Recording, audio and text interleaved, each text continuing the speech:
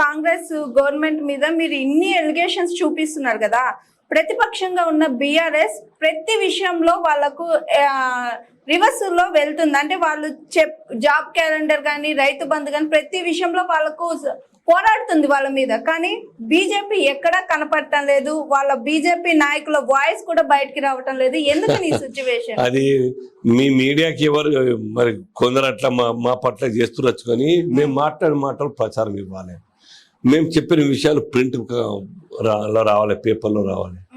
పేపర్లో టీవీలు చూపించకపోవచ్చు, అంత మాత్రం మా పోరాటం లేదనుకోవడమా? హౌస్లో మాట్లాడతలేమా, బయట మాట్లాడతలేమా? ఈ రోజు చూడండి మీరు బీజేపీ ఆఫీస్లో రైతు సేవా కేంద్రం పేరు మీద రైతులకు జరగాల్సినట్టు చేస్తున్నాం కదా. ఇట్లా అనేక జిల్లాల్లో బీసీ డిక్లరేషన్ కోసం కొట్లాడుతున్నాం. నిరుద్యోగ యువతకు ఉపాధి కల్పించాలి, ఉద్యోగాలు నింపాలని చెప్పి కొట్లాడుతున్నాం. బీసీ మోర్చా మీద మొన్నదాకా ధర్నాలు చేసాం. రిజర్వేషన్స్ యొక్క కేటగిరీ వైజ్ రిజర్వేషన్ల యొక్క అయిన తర్వాతనే లోకల్ బాడీ ఎలక్షన్స్ చేయాలని చెప్పేసి మేము ఇప్పటి నుంచి డిమాండ్ చేస్తాం. ధర్నాలు చేస్తాం జిల్లా కలెక్టరేట్ దగ్గర. ఇవన్నీ ప్రోగ్రామ్స్ పోరాటం బీఆర్ఎస్ అంటే మీ అందరి దృష్టిలో కేసీఆర్ గారు కేటీఆర్ గారు పెద్ద నాయకులు. They are not at all leaders, they are not at all actual public కోసం పనిచేసిన నాయకులు కాదు. ఇవాళ రోడ్డు మీదకి వచ్చారు, నిన్నదా కళ్ళు నెత్తి మీద ఉండే. ఇప్పటికీ వారి బాడీ లాంగ్వేజ్ మారలేదు కేటీఆర్ గారిది. ఇప్పటికి కేసీఆర్ ఇంకా ఆ నశ నుంచి పోలే, పవర్ యొక్క నశ నుంచి బయటికి రాలే, కాబట్టి హౌస్కు రావట్లేదు. కాబట్టి ఇప్పటికీ ఫామ్ హౌస్లో ఉంటా ఉన్నారు.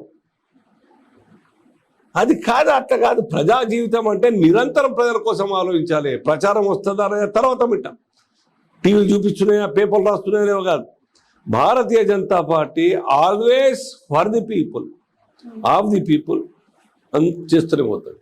కాబట్టి మాకు ఒకరు సర్టిఫికేట్ ఇవ్వాల్సిన అవసరం లేదు, ప్రజలు ఇస్తారు మాకు సర్టిఫికేట్. ప్రజలు గుర్తిస్తే చాలు. ప్రజలు మేము ఎంత కష్టపడుతున్నాం, మా పాలన కారణంగా, మోదీ గారి పరిపాలన కారణంగా ఈ రాష్ట్రంలో కూడాను ఏ రకంగా ఫలాలు అంతా ఉన్నాయి, అవి ఎట్లా ఇంప్లిమెంట్ కావాలి, పొరపాట్లు జరుగుతూ ఉంటే ప్రభుత్వాన్ని మరి నిలబెట్టి అడిగే స్థితిలో మేము ఉన్నాం, చేస్తున్నాం కూడా. కాబట్టి మాకు సంపూర్ణమైన విశ్వాసం, పేపర్లు రాసినా రాయకున్నా, టీవీలు చూపించినా చూపించకున్నా మా పని మేము పని చేసుకుంటూ పోతాం. ఈ యొక్క రాష్ట్రంలో బీఆర్ఎస్ ఏ కోశాన కూడా ఆల్టర్నేట్ కాజాలదు, కాదు కూడా. కారణం ఈ యొక్క రాష్ట్రం యొక్క very purpose of the formation of TRS now they last. Telangana వాదం వాళ్ళు మర్చిపోయారు, పక్కన పెట్టేసారు. తెలంగాణ పోయి బీఆర్ఎస్ చేసినారు, మళ్ళీ బీఆర్ఎస్ పోయి తెలంగాణ ఓడిపోగానే. అది వాళ్ళ కాన్సెప్ట్. స్వార్థం కోసం బ్యానర్స్ వాడుకుంటారు, డైలాగ్స్ వాడుకుంటారు, స్టేట్మెంట్స్ వాడుకుంటారు. మరి మీకు ఇచ్చినటువంటి 10 సంవత్సరాలు తెలంగాణ కోసం ఏం చేసినారు? అంటే వాళ్ళు ఉన్న 10 సంవత్సరాలు తెలంగాణ అభివృద్ధి ఏమీ జరగలేదు అనుకోవచ్చా? ఏ అభివృద్ధి పేరు మీదైనా మీరు చూపెట్టండి నాకు. అవినీతి లేకుండా ఏదైనా ఉన్నదా? ఎందుకు చర్చ నడుస్తూ ఉన్నది కాళేశ్వరం గురించి? ఎందుకు మిషన్ కాకతీయ గురించి మాట్లాడుతున్నాం? ఎందుకు మిషన్ భగీరథ గురించి మాట్లాడుతున్నాం? ఎందుకు లిక్కర్ స్కామ్ గురించి మాట్లాడుతున్నాం? ఎందుకు భూదందాల మీద కబ్జాలు చేసుకొని అనేక ధరణి పేరు మీద వేల కోట్ల రూపాయల యొక్క కబ్జా చేసుకున్న చర్చ ఎందుకు పేపర్లో టీవీలలో వస్తా ఉన్నది? అంటే అది చర్చ వరకే ఉంది, కానీ దాని వెనక రుజువులు ఏం లేవని కొట్టిపడే. అది ఈనాటి సర్కార్ చేయాల్సిన బాధ్యత, మేము కాదు. మేము ఎందుకని వాళ్ళు చెయ్యాలా? మరి ఏదో చెప్పలేము.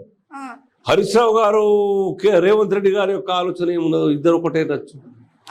ఏ కోశానైనా ఒకవేళ గనక రేవంత్ రెడ్డి గారికి తీసేయాలి అని కాంగ్రెస్ ఆలోచిస్తే, లేదా ఉత్తమ్ కుమార్ రెడ్డి లేకుంటే కోమటి రెడ్డి లేకుంటే దామోదర్ రాజనరసింహనో ఈ కోణాల నుంచి థ్రెట్ వస్తే బీఆర్ఎస్ ఎమ్మెల్యేలు ఉంటారు నాకు సపోర్ట్ గానే ఆలోచించి యాక్షన్ తీసుకోకపోవచ్చు, కావచ్చు కూడా. రాజకీయాలు ఏదైనా సాధ్యమే. ఎథిక్స్ లేని పార్టీలకు రాజకీయాలు, ఎథిక్స్ లేనిటువంటి వాళ్ళకి ఇవన్నీ కూడా సాధ్యమైతాయి. కానీ ఇంకో రూమర్ కూడా వస్తుంది కదా సార్, ఏదైనా థ్రెడ్ వస్తే పోయి బీజేపీలోనే చేరతారు, అందుకే మోడీ గారితో బాగా సత్సంబంధాలతో ఉన్నారు రేవంత్ రెడ్డి, కుదిరితే కాంగ్రెస్ ను కూడా తీసుకెళ్లి బీజేపీలో విలీనం చేసేస్తాడు తెలంగాణ కాంగ్రెస్ అని కూడా వస్తుంది కదా సార్. ఇప్పుడు భారతీయ జనతా పార్టీలో ఎవరైనా చేరొచ్చు, వెల్కమ్, అందరికి వెల్కమ్ చేస్తుంది. మా సిద్ధాంతాలకు అనుగుణంగా పనిచేయాలని ఒక లక్ష్యంతో ఉన్నోళ్ళైతే మేము తీసుకుంటాం. కానీ పార్టీ వాళ్ళ ప్రభుత్వం పడిపోతున్నప్పుడు మేము ఆసరాగా నిలబడి మేము బతికిచ్చేది లేదు. మేమే పౌరులకు రావాలన్నది మాకు. ఇంకెవరో సీఎంగా చూడాలని మాకు లేదు. ఎందుకు రావద్దు మేము పార్టీ? మేము నిజాయితీగా సిన్స్ 1980 ఏప్రిల్ 6 నుంచి భారతీయ జనతా పార్టీగా ఈ యొక్క రాష్ట్ర రాజకీయాల్లో పనిచేస్తున్నాం. పార్టీ పనిచేస్తూ ఉన్నది. నిన్న మొన్న వచ్చిన పార్టీ అధికారంలోకి వస్తుంది. నిన్న మొన్న వచ్చినటువంటి ఒక అధికారం పంచుకొని దివాలా దీపిస్తే యొక్క రాష్ట్రాన్ని. మేము నిజాయితీ ఎక్కడ కూడా అక్రమం అవినీతి అనే ఒక మాట లేకుండా ఇవాళ రాజకీయ జీవితాలు నడుపుతున్నామే, పార్టీ నడుపుతున్నామే. సో ప్రజలకు ఆలోచిస్తారు, ప్రజలు ఆలోచిస్తారు. కాబట్టి బీఆర్ఎస్కు సపోర్ట్ చేసేది మేము. థ్రెట్ ఉండి రేవంత్ రెడ్డి మాకు సపోర్ట్ ఇవ్వండి బీజేపీ అంటే మేము చేసేది లేదు. ఏ కోచంగా జరగదు. మేమే భారతీయ జనతా పార్టీగానే ఈ యొక్క రాష్ట్ర రాజకీయాల్లో పౌరులకు రావాలి, ముఖ్యమంత్రి మా సర్కార్ రావాలి మేము చూస్తున్నాం. కాబట్టి the question of joining our hands with BRS or Congress does not arise. In case BJP ఇక్కడ గవర్నమెంట్ ఫామ్ చేస్తే తెలంగాణ గవర్నమెంట్ కు సీఎం గా ఎవరు ఉండొచ్చు? అది ఇప్పటికే కేంద్ర ప్రభుత్వం, కేంద్ర పార్టీ ఆలోచిస్తుంది. అది ఇప్పుడు టైం బాగున్నది. ఇంకా 4 years 5 months ఉన్నది.